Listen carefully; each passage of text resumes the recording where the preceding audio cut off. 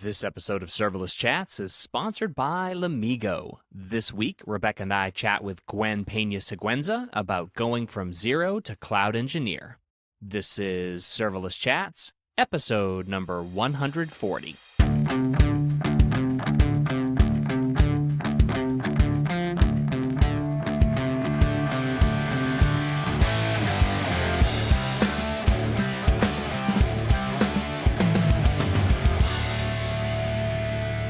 Hi, everyone. I'm Jeremy Daly. And I am Rebecca Marshburn. And this is Serverless Chats. Hey, Rebecca. Hey, Jeremy. How are you doing? How are you feeling? How are you being?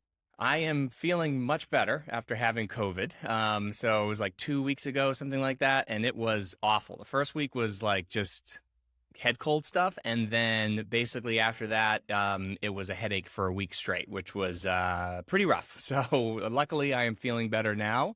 And I actually got to go to MongoDB World yesterday, which was pretty exciting. I would love to hear about what that was exciting. I also knew that you weren't feeling hot because, you know, in our text threads, usually you bring the cleverness and instead you're like, yes, can do. It's like, right. Oh no, Jeremy must not be feeling My brain was well. just in a fog, could not process it. I actually drove down to New York City just because it's faster for me to drive than it is to like get on an airplane and do all that stuff. So when I do that, I listen to Audible books usually or podcasts, something like that. But on my way down on Tuesday night, I was listening to a book called Category Creation by Anthony Kanata, I think his name is. And there was a part in it, it was like perfect. It was like sort of serendipitous that this came up, where he was talking about the difference of having a event in person, like a conference in person versus having a virtual one. And basically said that having a conference in person is like going to a sporting event. Like being there, like you're just consumed by the event. There's so many things going on, like you're constantly whatever. Whereas if you watch you watch a basketball game at home or something like that, where it's like, you get up, you get a drink, and of course now we can pause it and whatever. So just you're disengaged, whereas it's so much better to be in person. So being down at MongoDB World, it was just funny because I get there and I'm like, yeah, this is such a thing. I gave a talk and I got the energy up in the room, and it's an absolutely amazing feeling. So I know we've been doing all these virtual conferences, but I am so happy that we are back to being able to do some of these things in person now. It is super exciting, and I am going to make a shameless plug that also leads us into introducing our guest. Perfect. If that sounds good. Okay, so shameless plug, but really because I do think it serves our listeners and our community really well. Common Room HQ has put together a developer relations compensation survey. And what we've been seeing is that there's like really good emerging data around like what community managers and community leaders make in terms of salaried compensation transparency, but that doesn't yet exist in a very specific, informative, contextual way for developer relations and developer advocates, people in that space.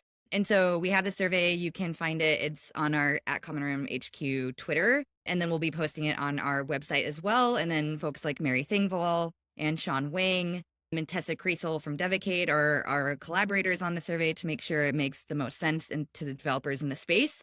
So please take that survey. We will share the results freely back in the month of July, probably in later July. We have a data team. We're going to splice up the information in ways that make it really accessible, really useful, so that you can have more contextual conversations when it comes to compensation. So please go take that survey. I think it will help everyone understand better how to have these conversations with an informed understanding of what they should bring to the table and what they bring to the table in terms of just that monetary value. Obviously, people bring all sorts of things to the table. That being said, talking about advocacy, developer advocacy, cloud advocacy, would you like to introduce our guest today? I would. And I would also like to say about that survey is the more open, transparent salary data and things like that just makes it so much easier for people to know what they're worth and not have to have these secret conversations. I think that is absolutely amazing. So that's great stuff there. And I know I mentioned I love going to conferences in person. I do. But one really effective way to learn, I think, and for people to advocate and teach you how to do cloud and things like that is to use YouTube, right? Or to use any sort of online media, some sort of virtual way to do it. So our guest today is a cloud advocate at Microsoft, a content creator on YouTube. You might know her as GPS. Gwyn Pena-Siguenza is our guest today. Gwyn, thank you so much for joining us. Thank you both. This is awesome. I'm a big fan. I've been listening. I remember the first episode I listened to was the Linda Nichols one back in May. Oh, nice. I think, or March of 2020. And that was the first time I was like, I really want to dig more into serverless things. I want to listen to more of these episodes. I'm a big fan of Linda, so yeah, it's great. We love It's Linda. great Yeah. to Thanks, Linda. it's great to be here with both of you. Excited for the chat. Awesome. And for people's context, we were introduced because of Forrest Brazil.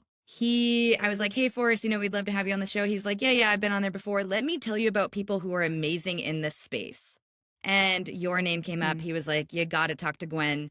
And so thanks to like communities for those connections and to you trusting us and trusting Forrest to put us together. It's always really fun when someone's like, don't talk to me, talk to Gwyn, talk to this person. Shout out to Forrest. You're like building from first principles in terms of like starting from the beginning, starting from zero, showing people the whole journey. So really glad to have you here. Yeah, and I just read a tweet earlier today that was something like, "What does a developer want to hear in 4 words?" And one of the responses was something like, "I appreciate your work." One of the things that we love to hear is that this program inspires people, like gets them interested in the subject matter. And there's so many amazing people in this space that if somebody clicks with you, that's awesome. So that is super great to hear. So now that you're in the serverless space, could you tell us a little bit, or tell the audience a little bit about not only your background a little bit, but what you do at Microsoft as a cloud advocate? Yeah, I'm gonna try to keep it short because everyone's story is super long and there's so many sideways steps and things like that, which I believe is a very beautiful and unique thing to everyone's story. But I started in tech at like an Apple store. I was selling phones, and I got quickly tired of that because I don't know if you've ever been to an Apple store that's in a mall on a Sunday. But people can get aggressive, like very, very aggressive. So after doing that for like I'm already nervous.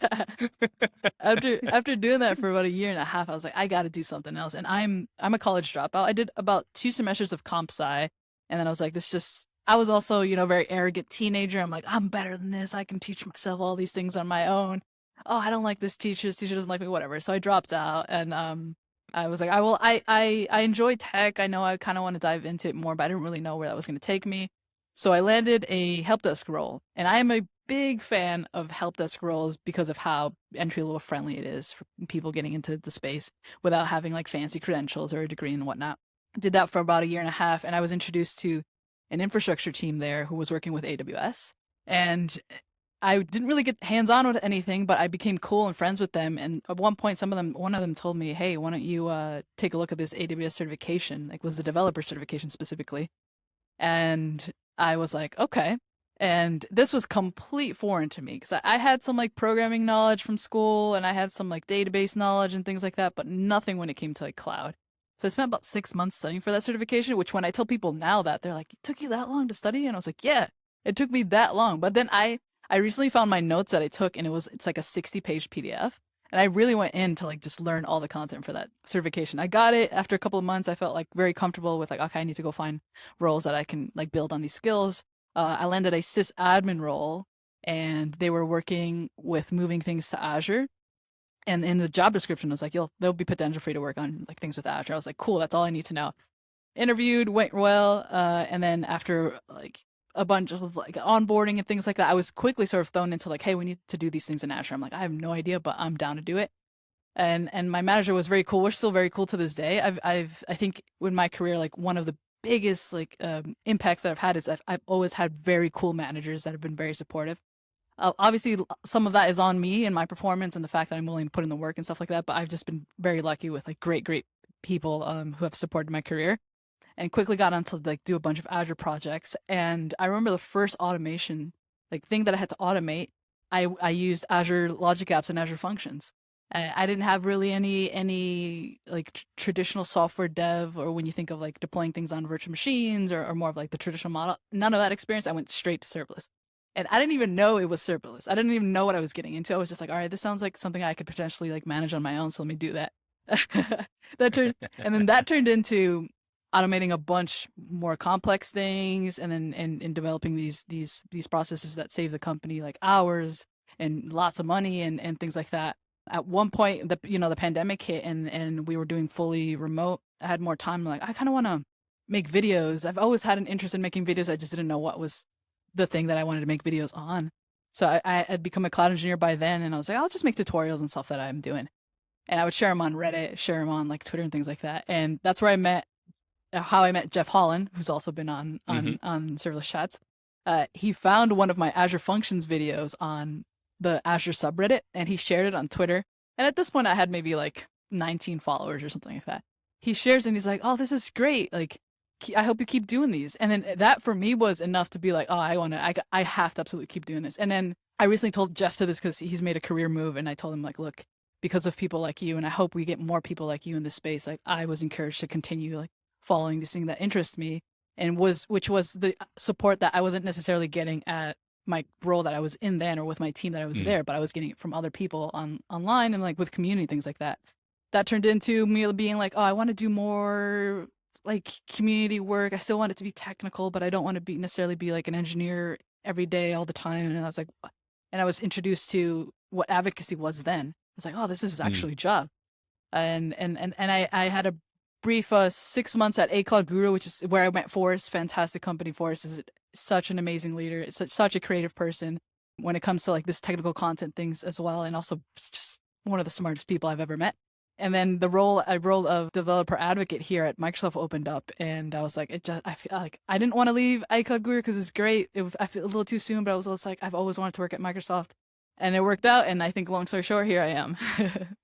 I mean, knowing how wonderful the A Cloud Guru team is too, I can only imagine that they were like, "Go do what it is you've always dreamt of." Oh, absolutely. Yeah, my manager was like, "You got to do it." I'm like, I'm sad that you got to go. You're actually not allowed to work here, Gwen. You have to go do it. Yeah, no, absolutely. And we're still, my manager at A Cloud Guru, we're still very close as well. Again, like I said, I've always had just great managers. I'm so thankful for that.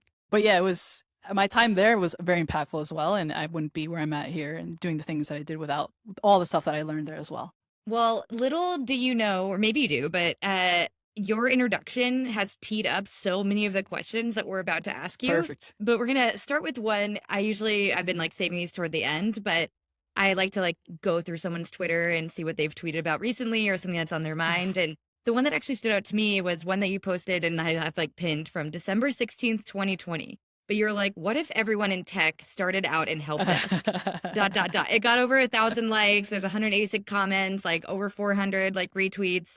And I loved that tweet because it's not only part of your origin story, but man, it's so true. Yeah. You're like, yeah, either that. And I think I started out in food service, and I think both of those things feel very similar, where you're like, you know what? Like, be at the help desk, be at food service, be in some sort of thing where you both learn deep empathy, as well as like not only for the person trying to help you, but also like just how chaotic things can get and who you don't want to be in like a moment of, let's say, stress, how you don't want to treat others while also learning how you do want to treat others. So I loved that thread. We will post that link to that thread in the show notes, because there are like quite a few really interesting answers. I am curious if any answer still stands out to you to this day.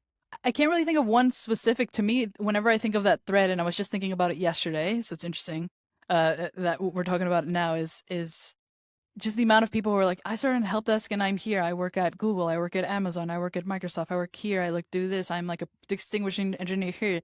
I'm like, the amount of people that started from like a support role and to ended up to like turning their career where they wanted it to go, I think we need more of that. We need more of this transparency. I think oftentimes we sort of downplay our own stories because we've lived in. It's like, oh yeah, who's this going to help? But the reason I wanted to find that thread yesterday was because I was doing a live stream, and oftentimes I'll hop on and I'll just answer career questions or things that I've sort of gone through. And someone asked me like, "Well, I feel like I can't get anywhere if I start in help desk." I was like, no, like, here is like, go through these replies and you'll see like people who've actually shared their stories. Like, no, this is like, you can actually do this. But yeah, I think it was also interesting to see how many companies have developers or other roles that are outside of the help desk do some time in their help desk as well. I think that was very interesting to see. Overall, it was a very positive thread. I think a lot of people would also agree, like, you learn a lot in a help desk role that are skills that you're going to carry on for the rest of your career. There were some people who were like, "That's a terrible idea." Sure, but that's social media. So, and they have their reasons, of course. But overall, yeah, that was an interesting time of when I used Twitter, and the replies were great. Yeah, so, I love that. Fun fact, I started, my first internship was as a help desk support at a PR firm. And this is what happened for me is, well, besides the fact that you get to a point where basically you just tell people to restart their computer. That was one thing that was the easiest solution.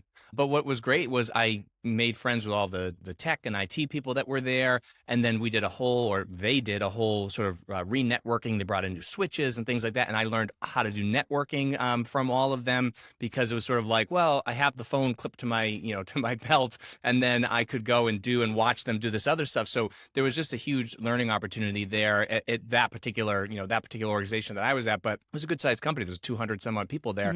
But I think that's right. I think, Rebecca, you said it, the empathy that when you're talking to people and you get their frustrations. And then for me, I would hear the same thing over and over again. Like, oh, we're having issues with this ODBC connector into our accounting software thing, whatever. So you'd have to go and you'd always have to fix it or whatever. And I remember just thinking to myself, I'm like, wouldn't it be great if I could just fix this problem, right, so that nobody had it again? And that got me more into software development, actually, at that point, because I was thinking, like, wouldn't it be cool to build these things and just make them work correctly? Then, of course, you realize, like, it's very hard to make software work correctly. So you get the frustration there. But I do think that I think it's totally worth it. I mean, it dramatically helped my career. I launched a web development company after that and did hosting and all that kind of stuff. A lot of the knowledge I picked up from that internship at a help desk. Absolutely. I like to think of my time in help desk, the years that I didn't do in college. It's because, in college you get like a lot of like general classes. You should have kind of trying to figure out where you want to go. I like help desk was that for me, except I was getting paid. That does sound as pretty opposed good. to paying or acquiring debt in order to be in college. Yeah. So guess what time it is? We've officially made it to talking about serverless. Serverless time. So speaking of serverless, Datadog recently released their State of Serverless report. A little bit different this time than it was, I think, last year. Last year was focused a lot more on the tools. This year, it kind of dove into this idea of how many companies are using serverless, and it expanded the idea of what maybe serverless is. And it started including a lot of these container services. And I know that Azure just launched Azure Container Services or something like that. There's so many names, so if I got it wrong, I apologize. So there's now this idea where it's like, people that are learning serverless, they're learning the different managed services. Obviously, there's FaaS in there, right? So whether it's Azure Functions or Google Cloud Functions or Lambda or any of the other ones that are coming out. But there's also a bunch of other services like Google Cloud Run, which is just, I think, way ahead of the curve when it comes to quote unquote serverless containers. But then there's App Runner and then Azure and a bunch of these other ones. And then as well as a bunch of other companies that are starting these sort of container scaling things that are calling themselves serverless and so forth. Semantics, whatever. But I'm just curious what you think about this sort of shift into, sort of where I guess serverless is now being, considered containers as well as FaaS, as all these managed services and so forth.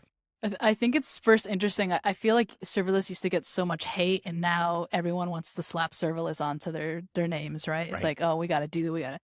But back, a couple of years ago, I remember being in rooms and people would laugh at like, oh yeah, that's fun for a little automation thing, but in production, it's never going to work, right? So okay, Underdog's on top now, which is awesome. It's interesting. I feel like we're moving from like I guess maybe the core of what serverless actually is to now it being. It almost feels like, any managed service, you can slap serverless onto it, and then that is what it is. And then you go into the discussion of like, well, what actually is serverless? Is that worthy of the name or whatever it is? And I think that is something for other people. That not that I wouldn't want to figure it out, but I think for me it's more so like, all right, so if I want to introduce someone to serverless, how would I go? And I think you and I were sort of briefly discussed this before, where it's like, it is getting a lot of complex to just get into the space, because it's more so like, it's not just like, oh, if I need event-driven code, I can go, find a fast service that works for me. It's more like, no, well, what actually am I trying to use serverless with? Is it the containers, or then we start talking about DevOps, or is it like the databases? Because I think of like things like Cosmos DB now has like a serverless consumption plan. Yeah, it's getting, maybe bloated isn't the right word, but it's more so like there's just so many paths, and it's an interesting conversation to have. Yeah, maybe it's bloated or like conflated, right? Or just like they're like, let's put all of the words in the bucket. Yeah.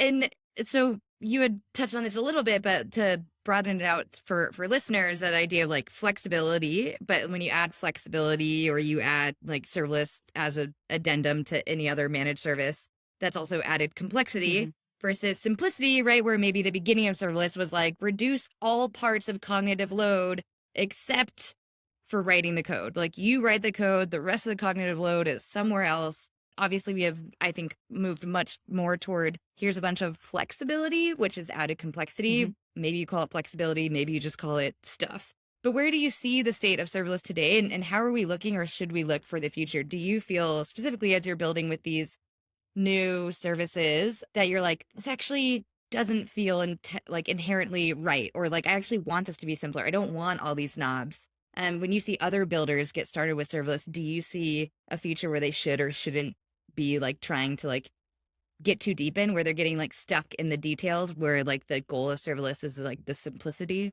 Yeah, it's interesting. It's more so like we started by stripping down and like, okay, just the absolute essentials. Let's just worry about the code. And now it's like, oh, well, now do we need the container options? Do we need the database options to also be serverless? And like, oh, we have so much more to think about. It's like, we were trying to not think about this in the first place, right? Yeah, that's a hard one, because I feel like, so for example, when I was more focused on like functions, so Azure Functions, the fast offering that Azure has, and that's always sort of been my serverless experience, and sort of like where I continue to grow, because Azure Functions continues to grow, adopt more languages, more features, and things like that. And that's sort of like I can spend the rest of my, I guess, maybe not the whole career, but a big chunk of it just focused on functions, and there'll be like lots to do there, right? But now, even I found myself the other day, I was like, should I be like thinking about container apps? Because like everyone's talking about containers, and like I feel like if you're not talking about it, you're going to be left out. And if you're not upskilling in that kind of space, you're going to be left behind, or you can't find a job or whatever it is. It's like, should I be shifting my focus to learning container apps, which I think is, to be fair, a very cool service. I think the idea behind it is, I mean, it's nothing new. I think you mentioned Google, what is it, Cloud Run? Cloud Run. Cloud Run, which has been Yeah. kind of like the staple when it comes to that area for a while Right. now. Yeah, it's hard, because I understand that the making more things serverless makes sense, because people want to save money, but it's also like, oh, as like someone who wants to come into the space, or someone who is in the space, it's like I don't really feel like I can focus anymore. It's more so it's like, oh, how do I adapt my solutions to like also incorporate these new things? Because everyone wants new things, because marketing words makes you if you put it in your pitch or you put it in your deck, like you can like raise a bunch of money or whatnot, right? So Web3 crypto serverless. Yeah, right. Like Right. The more buzzwords you have, the better. serverless Web3. I'm sure that's the thing, right? That's got to be a thing. That's gotta be a thing. Yeah. Yeah, and I guess it makes sense. I think there's something very special about serverless, where it's like, okay, it really does matter. Like, just care about your business logic. So I would hope we wouldn't lose that and turn it into something that it was never meant to be. But then again, like, how much control do we have over that? You brought up something super interesting, where you're like, okay, if you're losing focus, let's say as a cloud advocate or as a developer, as a builder, there's this thing where, okay, we used to in the serverless space when I was at AWS, we'd have to say, yeah, but look at your total cost of ownership. Serverless is actually really good for TCO. And now it kind of feels like you're saying, not that you're making this claim, but if you're losing focus as a developer, let's say the total cost of ownership, sure, now some of the products or what you're building or the app might be a little cheaper, but if it's taking a lot longer time to build it, or if it's taking developers and engineers or advocates longer to explain it, longer to onboard new people, then there's probably a total cost of ownership thing that at some point you're like, we actually, again, have to return to this idea of total cost of ownership, or TCO, looking at it from the other side now of what we're trying to solve. Yeah, I think in tech, we often fixate too much on how much the tech costs, or how much this plan is or this tier is going to cost me. And then we tend to forget about like everything else that comes outside of that, right? It's just like the example of me, like yesterday I was supposed to be working on this demo thing, and I kind of got sucked into thinking if I should use it with container apps, and I ended up not building it. So I have to build it after this. But then that time could have been spent actually going with, using functions instead of like trying to re-architect it into something that it's not that it necessarily wouldn't benefit, but the time spent there is already like, that's money there, right? And are we really, yeah, you're right. Are we really saving by having everything serverless? Because then we have to think about it. Then we just for example, Azure itself has 10 different services that you can deploy containers on. Some of them have serverless options. So it's like, all right, if I want to go that route, I got to go through all these services and figure out which one's great for me. But how much time is that going to take me? Right. So yeah, are we still saving money? Maybe, maybe not. Who knows? Well, so what's interesting is, and this is something I've been trying to sort of articulate, and I haven't done a good job of it yet, but I think that it's becoming clear. And what Rebecca said about TCO and what you said again about the cognitive load and having to think about these different things. Mhm. One of the things that was nice about serverless when it first launched was it was relatively simple, right? And even as you're adding more services, you're like, okay, well now you have a database service that you can access, fine. And there's an API gateway. And then we're like, okay, well now there's a GraphQL service that's a little separate. Now we have logic apps and we have step functions. So I get it. We're adding some complexity, but you're still thinking about the ultimate thing being functions. Then suddenly it's like, well, wait a minute. Now there's some things that the cloud can do that you don't even need functions for. So if this service can do that computation for you, now you don't need that, and now you sort of lock that into some specific service. And then when it comes to containers, you've got to ask yourself, well, it might be cheaper to run something on containers in a serverless container, but now I have to package that specifically for containers as opposed to a Lambda function or an Azure function or whatever. And maybe I can deploy the same code, the same containerized app to a Lambda that I can whatever, and maybe there's some things there. But now you're starting to make a lot of architectural choices, right? And you start saying, well, okay, I have maybe some events coming in from a queue. I don't want to have those hit a webhook on a containerized app. It's just easier to run those in a Lambda function or in a Google Cloud function. So maybe that's better to do there. But then my HTTP traffic for my API, like, well, maybe that makes more sense to run in an app because I can get the cost to be a little bit lower. Because one thing about serverless costs is they're linear, right? So the more usage, it's not like until you hit some major discount levels, you typically don't see a reduction in cost. And again, yesterday I was saying at MongoDB World, and they mentioned that their new serverless Atlas or Atlas serverless instances that they have, they actually set it up so that they scale, or the cost goes up linearly until you get to a point where it starts to level off. And then actually when you get enough usage, it's like 90% discount over the on-demand price as it gets greater. And I think that's a really interesting billing model that serverless and serverless services have to move to, is as you start to get more stable workloads, yeah, get the benefit of the elasticity, pay for that, that's fine. But maybe as you start to get to a point where these workloads look more like provisioned workloads with just a little bit of variability, still be able to use serverless, but still have the cost benefits, right? Because you get to that point where it's like 10 requests per minute. You're like, okay, I can handle this. 100 requests per minute, getting expensive. 1,000 requests per minute. Okay, now this is starting to get really pricey. Yeah. And then you get to, whatever, some high level of scale. And you're like, this is insane. I could hire an entire team of developers or DevOps people to come in and watch servers for me, and it would be 10 times cheaper. So anyways, I think that's an interesting place where we are now, where it's like, I think serverless scales really well, but is the cost, the TCO, and all those kind of things actually worth it when you get to that point? Yeah, I think the challenge is also, like, for example, my first time using serverless technology was back in like 2017, and for then for me it was from like just reading docs and things, it was really clear as to when you would use functions and even a combination of like logic apps and functions, because I feel like those two have always worked in a way where it's like, oh, if you're trying to accomplish this, you could use this and do the handoff to functions or handoff to logic apps in a clear scenario. Whereas to now, I have like no idea. I don't think I would like to say like, oh, I would go straight to something like a fast or a low code, no code, whatever.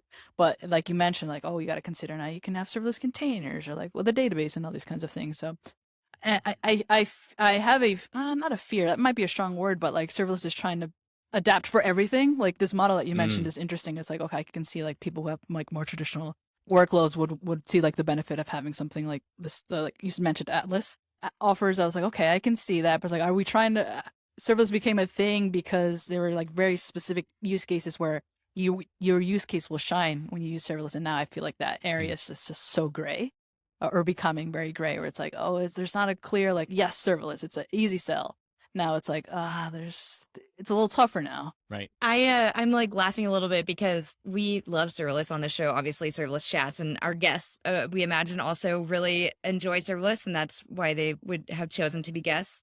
So I'm like laughing because we're like, ooh, serverless. And we're like, actually, we love you, serverless. We just want to make sure you're the best that you can be. Yeah. But that's it, right? We just want to make it the best that it can be. And that's the biggest thing for me, because I'm not an official developer advocate or anything like that. But I feel like just with what I do with the show and the newsletter and the other things I do, I'm an advocate for serverless. And I criticize a lot of it because I think you can't be in that.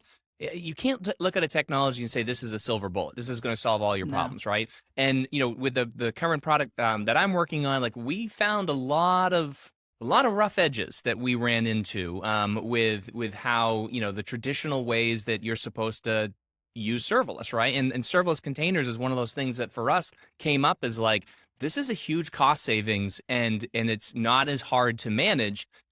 Or it's not going to say hard to manage, but it's not that much harder to manage because it does most of the work for you. It's just a matter of getting the packaging right and making sure that the routing is correct and some of these other things. So there's a lot to think about, but yeah, I mean, I look at it and I say serverless, I think, is the way. I think that regardless of whether you slap a serverless logo or a serverless name on it or whatever, it doesn't matter. The point is the type of applications we're starting to build are getting to this self-managed, infinite scale, or, I guess auto-managed, whatever, self-managing. You don't have to manage yourself. Mhm. And then, this auto scale and, event-driven type thing, which is another thing, by the way. I started adding every time I give a serverless talk. I always give the 4 bullet points of like, it's scalable, you pay for value, blah, blah, blah. And then I always add an event driven there because I feel like unless you're putting a webhook on a container, then it's not really event driven, right? So I'm trying to draw a line there, but anyways, I don't know, I'm just rambling on, but this is the thing is that serverless, I love it. I love the promise of it, but I feel like people are, I don't know, I feel like we're not quite heading in the best direction we could be. Yeah, I would definitely like to see more of a clear definition as to like what it is. To me, I 100% agree. Event driven is the stable. I think it just has to be. If it's not event driven, I don't think it can be considered serverless. I mean, I'm not the person who defines these things, but that's just my humble opinion. But I've always thought whenever I think serverless, I always think event driven, and I feel like that's a very popular. Like I think most people would share that opinion as well, from what I've heard. Hi, everyone. I want to take a minute to thank our sponsor, Lumigo. Gain full visibility into Lambda invocation flows quickly with Lumigo, the cloud monitoring and troubleshooting platform that helps developers like you see the whole story end to end. Resolve critical issues in serverless and distributed environments, giving you better insights into your Lambda's mind. Start free today at lumigo.io. Let's talk about a little bit of definitions. Okay, so I would say there's like 3 sort of primary serverless provider or, cloud providers that focus on serverless. There's Azure Functions, Microsoft, GCP Cloud Functions, Google, and then the AWS serverless portfolio, Lambda et al. There are certainly more players in this space, but we'll use those 3 kind of large ones. Oftentimes, right, people are limited, or not limited, but they are building on whatever cloud provider their organization uses. But when people get to choose whether or not they're working on their own project, or maybe they're looking to work at an organization specifically based on what cloud provider they want to build on, do you know, like, can you describe, how does Microsoft describe what they believe is serverless, right? Like, what are their tenets, if you will? And then do people ever ask you around like, hey, what should I know if I'm trying to build on Azure Functions versus Google Cloud versus AWS? Do you get these questions around like, what do I need to know per cloud provider? And then how should I imagine I operate, let's say, working with Azure Functions? Yeah, absolutely. So we ideally define serverless as pay per what you're using, and when it's not in use, you're not being charged. Also, it's stateless.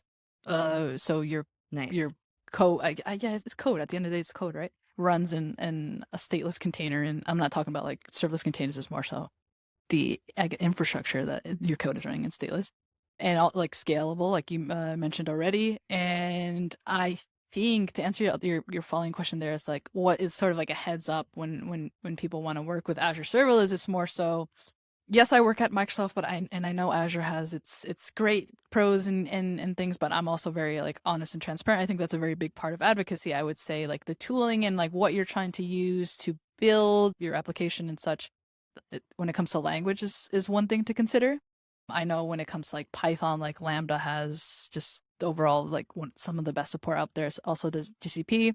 When it comes to .NET, no one can beat us. I'll also say we have durable functions. I'm not sure if you're familiar with durable functions. It's an extension on top of Azure Functions. So if you do want to create architectures like fan out or chaining or things like that, you can. I don't know if there's anything similar to that in other cloud providers. But I think that's a pretty unique offering that we have with Azure Functions as well. But yeah, it's more so, it's not that I don't think that you can find something to use in Azure for whatever it is that you're looking to build. It's more so consider everything, and the good thing is that you have plenty of options. And the good thing is a lot of them are somewhat similar. But I feel like though I'm like a functions person end to end, if I needed to go figure out how to build something in Lambda, I could probably do it. If I needed to figure out how to do something in Cloud Functions, I could probably do it as well. But I think, yeah, the tooling, because, every developer wants to work with whatever they're most comfortable and most productive with, and you got to find the space that supports that the best way. It's probably one of the benefits of having some version of shared definition, right? Is like you can at least then port over that way of thinking so long as the definitions across these different providers are the same, right? But if like one is stateless and the other one does not define, or one is defines as event driven, one doesn't, then you're like, now we're gonna have a problem because I'm thinking in a specific way to develop in this way. Exactly. If they were drastically different, then I think we would have a massive issue. definitely massive issue. I also think too, it doesn't matter which, it matters, but I don't think it matters too much which fast provider you choose. I think they're all going to perform pretty well. I mean, Lambda is advanced. Azure Functions is advanced. Durable Functions, by the way, I really liked Durable Functions when they came out because I like the idea of being able to do that orchestration in code as opposed to having a completely separate state language like Step Functions does in AWS or what's it, Google Workflows or whatever the other one. I think it's Google Workflows, whatever it is. Anyways, there's too many of them to know, which is part of the problem. But beyond just the functions as a service, right? And again, forget about containers for a second. Yeah. If you want to write an app in Azure Functions, even though the function itself is stateless, your application probably isn't, right? So you're going to need some sort of a database, right? You're going to need probably some sort of a queue. You're going to need some of these other things. So I think no matter which provider you pick, there's a whole suite and ecosystem of tools around that you need to learn as well in order to really build an app. So I might be able to write, a simple conversion function in Azure Functions. But if I want to connect that to a database or I want to make something sort of interesting happen, I think there's a lot more to that you have to learn. Absolutely. That brings me back to like the first introduction I got to functions. And the reason we selected functions was because we needed to work with files that was already in our Azure Blob containers. Like we were already here, like grabbing that from a function was a lot easier than having to go incorporate something like a Lambda or trying to figure out how to use Lambda. Everyone wanted to use fast. It's just more so like what led us to continue working with like an Azure product was, we already have our data here. We already have our SQL Server instances here as well. We have our files being pushed to blob containers. Like the next step to like, let's just use functions is kind of like an easy decision. You could also probably make this like the right argument as to like, let's actually use a different cloud provider or whatnot. But yeah, you're right. There's a lot more to, if you're picking Lambda, if you're picking functions, if you're picking cloud functions, you're not just picking that, you're picking what comes with it and around it. Right. So one of the key drivers of using serverless, or really anyone choosing whatever it is that they choose to build with, right? Your developers want to feel however they can be most productive, whatever feels best to them. And ultimately it's because they want to deliver something. They want to ship the thing that is right, like ship the right feature, ship the right code, something that delivers impact to their role, their job, their business, who they're working for. And so I wanted to ask you a little bit about the project that you did to get you to cloud engineer. And I loved how you framed this, right? So the project was you built a serverless XML file submission app. You said, I took a process that was 18 hours of weekly manual work to a monthly solution that cost $1. That is why I should be promoted. Like basically you could say that as a headline and they're like, check, yep. They're actually like, you actually got 2 promotions at once. That's, thank you, plus a huge bonus. Like, so I love that project that you did to get to cloud engineer. Would love for you to talk a little bit about that. But you say like, hey, the person across from you is going to ask, why do you think you deserve a promotion to cloud engineer? And I'm wondering where you see some of the most ripe areas for automation organizations or what builders should be looking for, how they should start thinking about where to find those flags where they could have a huge impact, where they are 18 hours of weekly manual work. Like how did you discover this outsized impact that you could have with your serverless XML file submission? I think to start that off, I feel like no one understood the impact that actual automating that process had. Even the person who assigned it to me, they were like, yeah, we have this thing, go figure it out. Like there's some people submitting some files.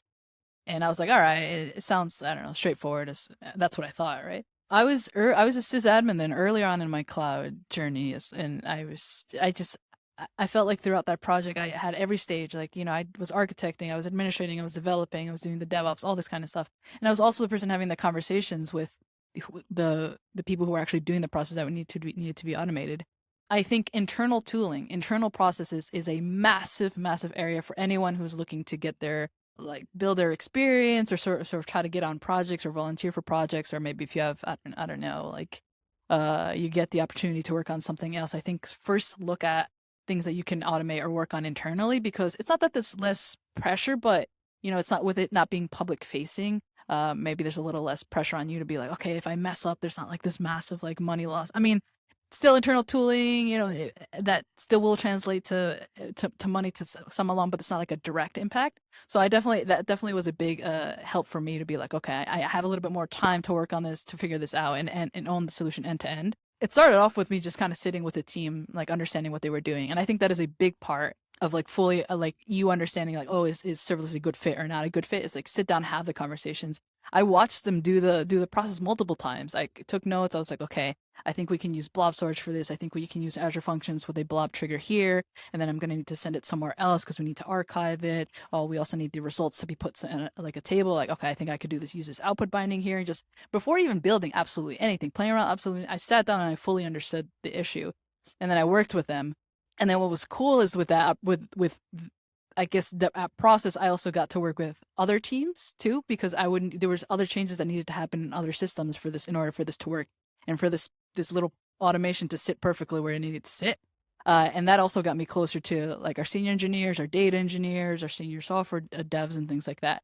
So I'm a big fan of like look internally, because there is always something you can automate internally. Absolutely. And like this goes back to like what Jeremy, you were saying, like you when you work help desk, you kind of get into the mindset of like, oh, this problem keeps happening. Like, how can we like develop a solution around this?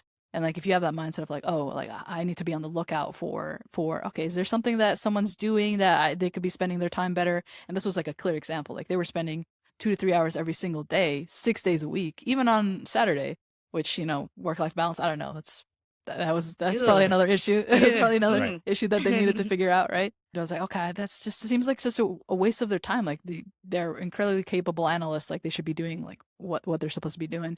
But yeah, a lot of that comes from with being in like was wearing many hats. I could also have conversations with anyone, and I kind of became friends. And I think I developed that skill set in help desk, was like just talk to everyone and anyone. And then they were like, yeah, I have to do this process and it's like annoying. And then they turned that into like telling my boss, like, oh, can you get Gwyn to automate it? And like, just being close with everyone, which is great. And yeah, I think internal tooling is a big way to get your feet wet with these kinds of things, and like less pressure than like a public facing thing.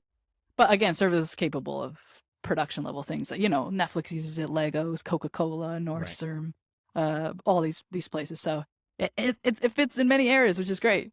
Yeah, I mean, and that's the thing about serverless is automation, DevOps automation, or any sort of automation is such a great use case for it, because again, you don't have to be building these super polished apps. You just need to be able to trigger these things that happen. And actually, I've done a lot of hiring in my day, and we were interviewing DevOps engineers that we needed to come in and help manage infrastructure. This was before serverless, but I remember I always ask the question, what does success look like for you at this job? Like, what would you consider to be successful, or how would you consider your role to be successful? What needs to happen? And he said, my goal is to automate myself out of a job. Ooh. And I said, you'll have an offer this afternoon, because that was like the perfect answer. I mean, that's exactly it. The more automation and things you can add, it's amazing how much time. I love people who are like, well, it only takes me an hour to do this, and it would take me 5 hours to write a script that did it. Yes, but if you have to do that every day and it takes you an hour every day, after a week or 2 weeks, guess what? That original time investment would be gone. So yeah, I love automation as a use case for serverless, and I also just love it as a thing that people should absolutely be doing. Yeah, I think also just I saw how it empowered my colleagues who like now had 2 hours free to their day to go do other things to further their skill set, which is great too. And I think when we think of automation, like we got to also think about like, you're also enabling, you're freeing other people's time, and that's great too. It's not just about your work; it's sort of like that can impact down the line and up the ladder or whatnot. Right. And I've never seen anybody lose their job because they've added automation that, reduced the amount of Yeah. work that they had to do. Yeah. It is always something new to do. All right. Well, we're running out of time, speaking of time. And I mentioned, MongoDB MongoDB World being in person this year in New York. You are also involved in a conference in New York that is coming up. Would you like to tell us about that? Absolutely. Serverless Days New York City. We're back. Well, I say we're back. I say more so Serverless Days in New York City is back. This is my first time actually organizing a conference at all, which has been quite the experience. But it's going to be June 24th. We're coming up like 2 weeks from now. It's going to be at the Microsoft Times Square building. They're actually our venue sponsor, and they allowed us to do it for free, which is cool. So we can now offer tickets for free as well. I think Rob, who's another organizer, saying this is one of like the few Serverless Days events that we've been able to do for like free tickets, which I think is fantastic.